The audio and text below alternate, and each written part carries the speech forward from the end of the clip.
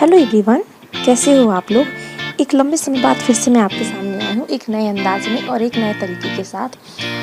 जैसा कि आपको स्क्रीन में आपके दिख रहा होगा कि एनसीईआरटी जियोग्राफी आज हम पढ़ने वाले हैं।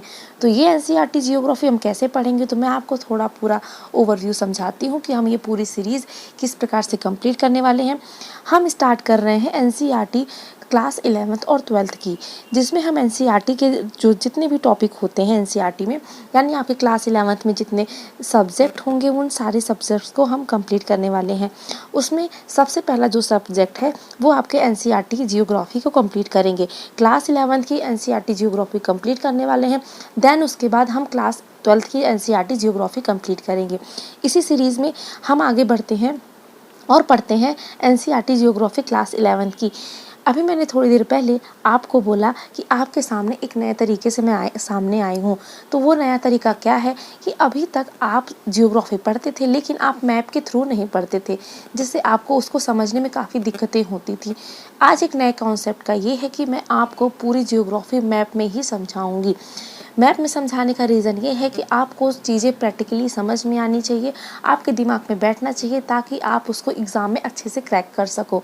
तो इसी चीज़ का सलूशन मैं लेकर आई हूँ आपके सामने। आई होप आपको ये वीडियो बहुत अच्छा लगेगा। तो लाइक शेयर सब्सक्राइब ज़रूर करिएगा और अपने दोस्तों में भी ये ज़रूर शेयर करिएगा, क्योंकि जिस प्रकार से आपको इस वीडियो का बेनिफिट होने वाला है, उसी प्रकार से आप अपने दोस्त को भी बेनिफिट इस वीडियो को दिलाइए और उसे भी जियोग्राफी और उसके लिए भी जियोग्राफी को आसान बनाइए, जिस तरीके से आपके लिए हो जाएगी। तो इन सारी चीज़ों को समझने के लिए हमारे साथ वीडियो में के अंत तक बने रहिए और बढ़ते हैं अपने चैप्टर की तरफ। सबसे पहले आपके सामने स्क्रीन पर मैप आ रहा होगा, वह भारत का मैप है। भारत, इंडिया, यानी जहां आप रह रहे हैं। ठीक है, बिल्कुल आप जहां रह रहे हैं आप भारत में रह रहे हैं और यही भारत का मैप आपकी स्क्रीन पर आ रहा होगा। हम सबसे पहले क्या समझेंगे कि भारत की स्थिति क्या है, यानी भारत की स्थिति यानी इन द सेंस कि भारत पोजीशन कहाँ पर है। यानी अगर आप ग्राउंड में खड़े हो तो ग्राउंड में आप किस जगह पर खड़े हो, ये होती है आपकी स्थिति कहाँ है।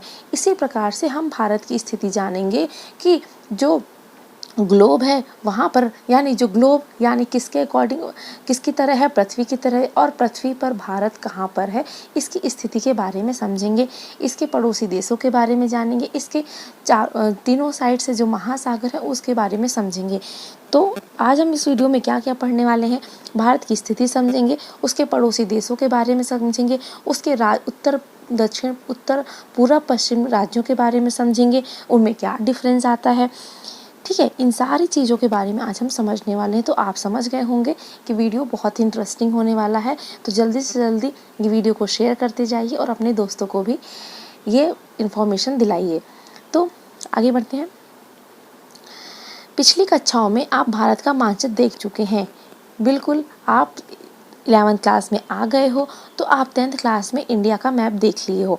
अगर नहीं देखा है या फिर भूल गया है तो आप ये वीडियो देख रहे हो तो आप अपने साथ इंडिया का मैप ज़रूर रखो।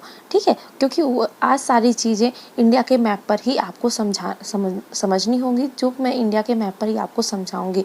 बहुत ही इजी लेवल से, बहुत ही आसान तरीके से, जो आपके दिमाग में एक ही टाइम में फिट हो जाएगा और कभी भी आपको कॉन्सेप्ट की प्रॉब्लम नहीं होगी। ठीक है, अब आप भारत के मानचित्र को देखिए।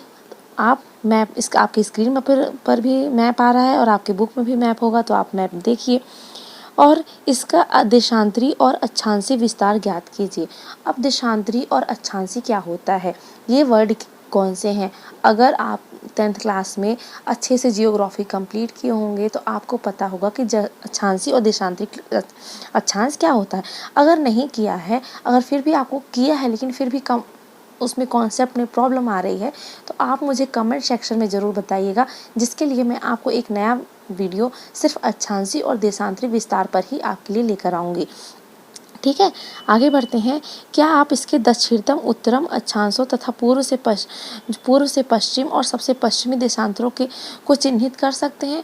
तो अगर आप देशांतर और अक्षांश पढ़े हैं तो आप मुझे बताइए कि भारत के उत्तरी और दक्षिणी, पूरब और पश्चिमी जो का देशांतर कितना होगा। भारत की मुख्य भूमि उत्तर में कश्मीर से लेकर, अब भारत की मुख्य भूमि की बात हो रही है। मुख्य भूमि हम किसे कहते हैं, यानी जो भूभाग पृथ्वी एक बड़े भूभाग से सटा हुआ हो, यानी जिसका जो टुकड़ों में ना हो, उसे हम मुख्य भूमि के अंतर्गत लाएंगे। मुख्य भूमि में जैसे श्रीलंका, हमारा जो श्रीलंका है वह मुख्य भूमि के अंतर्गत नहीं। जो अंडमान, भारत का अंडमान निकोबार द्वीप समूह है वह भारत की मुख्य भूमि से अलग होता है। क्यों? क्योंकि वह चारों तरफ समुद्रों से घिरा हुआ है, एक भूभाग पर नहीं है। भूभाग हमारा कहाँ तक आएगा? तमिलनाडु तक आएगा। ये तो याद रखिएगा, भारत की मुख्य भूमि तक। तो उत्तर में क्या है, आप अपने मैप में देखिए, आपको स्क्रीन में दिख रहा होगा कि उत्तर में क्या है, जम्मू कश्मीर, दक्षिण में तमिलनाडु, पूर्व में अरुणाचल प्रदेश और पश्चिम में गुजरात है। ठीक है, समझ में आया? आगे बढ़े। भारत की सीमागर्त क्षेत्र आगे समुद्र की ओर 12 समुद्री मील है। अब भारत की सीमागर्त जो क्षेत्र है आगे कितने समुद्री मील है? तो 12 समुद्री मील है, जो लगभग 21.9 किलोमीटर है। जो लगभग कितनी है? 21.9 किलोमीटर है तक फैला हुआ है। तो भारत की समुद्री मील, यानी जो हमारा समुद्र में जो अधिकार क्षेत्र है वह 12 समुद्री मील है, यानी लगभग 21.9 किलोमीटर। वह हम जो समुद्र का क्षेत्र होता है हमारे भारत से सटा हुआ, वह हमारे अधिकार के अंतर्गत आता है। ठीक है, इसी को हम क्या कहेंगे कि यह सीमागर्त क्षेत्र जो है वह 12 समुद्री मील है, जो हमारे अधिकार क्षेत्र के अंतर्गत आता है। अब आपको समझना होगा कि मानक मील, समुद्री मील ये क्या है। मानक मील क्या होता है? मानक मील 63.360 इंच का नंबर होता है, यानी एक मानक मील बराबर 63.360 इंच, और समुद्री मील बराबर कितना होता है? 72.960 इंच होता है। तो वहीं एक मानक मील बराबर होता है 1.6 किलोमीटर, और एक समुद्री मील बराबर होता है 1.8 किलोमीटर। यानी आपको समझ में आना चाहिए। और अभी मैंने बोला कि 12 समुद्री मील, एक समुद्री मील बराबर होता है 1.8 किलोमीटर, तो 12 समुद्री मील बराबर कितना होगा? इस क्वेश्चन का आंसर आप कमेंट सेक्शन में लिखकर बताइए। मैं आपके आंसर्स का रिप्लाई करूंगी कमेंट सेक्शन में ही। ठीक है, आगे बढ़ते हैं। हमारे देश की दक्षिण सीमा बंगाल की खाड़ी में 6 डिग्री 45 मिनट उत्तर अक्षांश के साथ इस निर्धारित होती है। हमारे देश की जो दक्षिणी सीमा है बंगाल की खाड़ी में 6 डिग्री 45 मिनट उत्तर अक्षांश के साथ निर्धारित होती है। आइए हम इतने बड़े अक्षांशीय और देशांतीय विस्तार के बारे में समझते हैं। ठीक है, अब मैं फिर से एक बार रिपीट कर रही हूँ, अक्षांशीय और देशांतीय आपको जो विस्तार है पृथ्वी पर, वो आपको बहुत अच्छे से क्लियर होना चाहिए, क्योंकि ये बार बार आपके सुनने में आ रहा है। और ये आपको जब तक कॉन्सेप्ट क्लियर नहीं होगा अक्षांश और देशांत का, तब तक आपको भारत की स्थिति समझने में थोड़ा सा मुश्किल होगी। तो मैं एक बार फिर से रिपीट कर रही हूँ कि भारत की पृथ्वी पर अक्षांशीय और देशांतरीय विस्तार अगर आपको क्लियर नहीं है तो आप कमेंट सेक्शन में लिखकर हमें बताइएगा। हम आपको फिर से एक नए वीडियो के साथ और एक नया टॉपिक आपको अक्षांशीय और देशांतरीय विस्तार का आपको एक्सप्लेन करेंगे। आगे बढ़े। विश्व के देशों में आपसी समुद्र की समझ के तहत मानक यमुनोत्तर को 7 डिग्री 30 मिनट देशांतर गुणांक पर चुना गया है। विश्व में आपसी समझ के तहत तो विश्व में कितना चुना गया है? मानक यमुनोत्तर को 7 डिग्री 30 मिनट का चुना गया है। यही कारण है कि 82 डिग्री 30 पूर्व यमुनोत्तर भारत की मानक यमुनोत्तर चुना गया है। यही कारण क्या है कि 82 डिग्री 30 मिनट यानी 82.5 डिग्री पूर्व यमुनोत्तर को भारत का मानक यमुनोत्तर चुना गया है। तो समझ में आई बात कि भारत का मानक यमुनोत्तर कितना चुना गया है? 82 डिग्री 30 मिनट चुना गया है। भारतीय मानक समय ग्रीनविच माध्यम समय से 5.5 घंटे आगे चलता है। तो भारतीय मानक समय क्या होता है? वह ग्रीनविच समय से वह कितना आगे चलता है? 5.5 घंटे, यानी 5 घंटे 30 मिनट आगे चलता है। तो समझ में आया? कुछ ऐसे देश हैं जिनमें अधिक पूर्व पश्चिम विस्तार के कारण एक से अधिक मानक देशांतर रेखाएं हैं। उदाहरण कौन सा वो देश है? तो वह है संयुक्त राज्य अमेरिका। ठीक है, वहाँ पर 6 समय कटिबंध है। अब हमारे भारत में जो समय कटिबंध है वह एक है, जो है 82.5 डिग्री पूर्व यमुनोत्तर है। लेकिन जहाँ पर पूर्व से पश्चिम का विस्तार अधिक होता है वहाँ पर जो मानक समय कटिबंध होते हैं वह एक से ज़्यादा होते हैं। आप पढ़ रहे हो, देन आप उसके पढ़ने के बाद शायद आप फॉरेन घूमने जाओ। जब आप फॉरेन घूमने गए, आप गए अमेरिका, यूएसए गए, और वहाँ पर आपने देखा कि हमारे भारत में तो एक ही समय कटिबंध होता था, लेकिन यहाँ पर समय कटिबंध 6 कैसे हो गए? तो इसका रीज़न है, आपको घबराना नहीं है, आपको पता होगा पहले, क्योंकि आप 11th पढ़ के जा रहे हो, तो इसीलिए आज आपको ये कॉन्सेप्ट क्लियर हो जाना चाहिए। क्योंकि अमेरिका में पूर्व से पश्चिम का विस्तार काफ़ी ज़्यादा है, इसलिए वहाँ पर 6 मानक कटिबंध बनाए गए हैं। तो समझ में आई बात, 6 मानक कटिबंध क्यों बनाए जाते हैं? जहाँ पर पूर्व से पश्चिम का विस्तार अधिक होता है। ये बात क्लियर हुई, आगे बढ़ें। बहुत बढ़िया, क्लियर करते जाओ।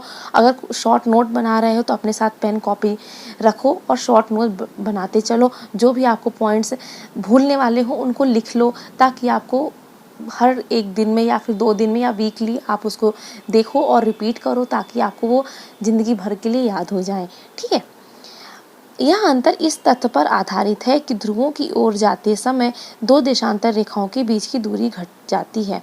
अब फिर से देशांतर और अक्षांश की बात आ गई, तो आपने देखा होगा कि देशांतर रेखाओं में जब हम ध्रुवों की तरफ जाते हैं, नॉर्थ पोल और साउथ पोल, तब क्या होता है कि इनके बीच की दूरी घट जाती है। आगे 2 अक्षांश रेखाओं के बीच की दूरी जगह एक सी रहती है। 2 अक्षांश रेखाओं के बीच की दूरी ज्ञात करना है हमें। तो देशांतर रेखाओं में क्या होता है, जब हम नॉर्थ पोल साइड जाते हैं, यानी ध्रुवों साइड जाते हैं, नॉर्थ पोल साउथ पोल, तो क्या होता है, उनके बीच की जो गैप होता है, बीच की दूरी होती है, वो कम होती जाती है। लेकिन वहीं जब हम कहाँ जाते हैं, जब हम अक्षांश में रहते हैं, यानी जब हम देशांतर को अक्षांश के बीच रहेंगे, तो वह दूरी एक सी होती है। ठीक है। ये सारे फैक्टर्स हैं जो हमारे समय कटिबंध को थोड़ा सा एक जगह से दूसरी जगह के अंतर क्रिएट करते हैं, यानी बनाते हैं। अक्षांश रेखाओं के मानों से ज्ञात होता है कि भारत का दक्षिणी हिस्सा उष्ण कटिबंध में और उत्तरी हिस्सा उपोष्ण कटिबंध अथवा कोष्ण शीतोष्ण कटिबंध में स्थित है। अब ये बात आपको याद होनी चाहिए कि भारत का उत्तरी हिस्सा किस कटिबंध में आता है, दक्षिणी हिस्सा किस कटिबंध में आता है। तो उत्तरी कटिबंध भारत का जो दक्षिणी हिस्सा है वह कहाँ आता है, उष्ण कटिबंध में आता है, और उत्तरी हिस्सा उपोष्ण कटिबंध अथवा कोष्ण शीतोष्ण कटिबंध में आता है। यही स्थिति देश में भू आकृति, जलवायु, मिट्टी के प्रकार तथा प्राकृतिक वनस्पति में पाई जाने वाली भारी भिन्नता के लिए उत्तरदायी होती हैं। तो यही जो रीज़न है वह प्रकृति वनस्पति में पाई जाने वाली भारी भिन्नता के लिए उत्तरदायी होता है। अब हम देशांतरी विस्तार और भारत के लोगों पर उनके प्रभाव का अध्ययन करेंगे। अब हमें ये बहुत ज़्यादा जानना इम्पॉर्टेंट है कि इस देशांतरी विस्तार का हमारे ऊपर क्या इफेक्ट पड़ता है। क्योंकि हम भारत में रह रहे हैं, तो हमारे ऊपर इस देशांतरी विस्तार का क्या इफेक्ट पड़ता है, चलिए समझते हैं बहुत ही आसान भाषा में। क्या हो, देशांतर रेखाओं के मानों से स्पष्ट होता है कि इसमें लगभग 30 डिग्री का अंतर होता है। ठीक है। कितने डिग्री का अंतर होता है? 30 डिग्री का अंतर होता है, जो हमारे देश के सबसे पूर्वी व सबसे पश्चिमी भागों के समय में लगभग 2 घंटों का अंतर पैदा करती है। आप भारतीय मानक समय से पहले ही परिचित हैं। मानक यमुनोत्तर का उपयोग क्या है ये आपको पता होगा।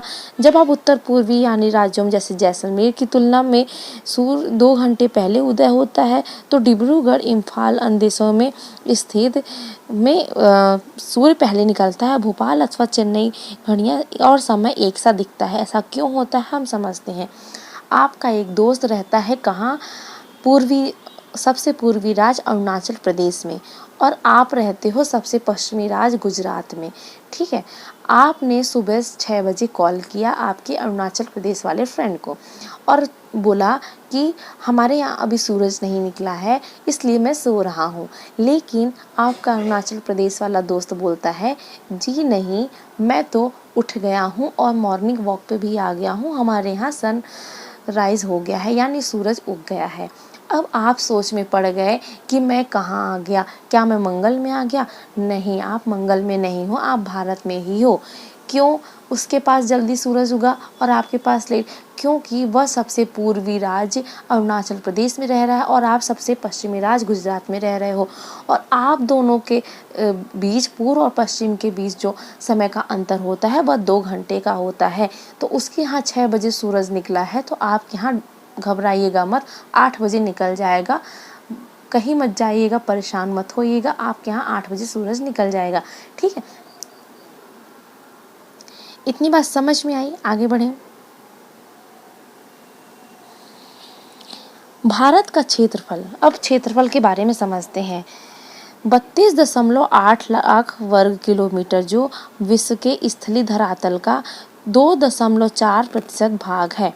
भारत का क्षेत्रफल कितना है? तो वह 32.8 लाख वर्ग किलोमीटर, जो विश्व के स्थलीय धरातल का 4.4% भाग है।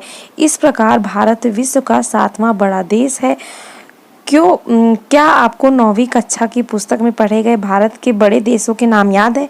अगर नहीं याद है तो क्यों नहीं याद है? आपको याद होने चाहिए थे, क्योंकि आप 11th क्लास में आ गए हो, आपको ये सारी चीज़ें पता होनी चाहिए।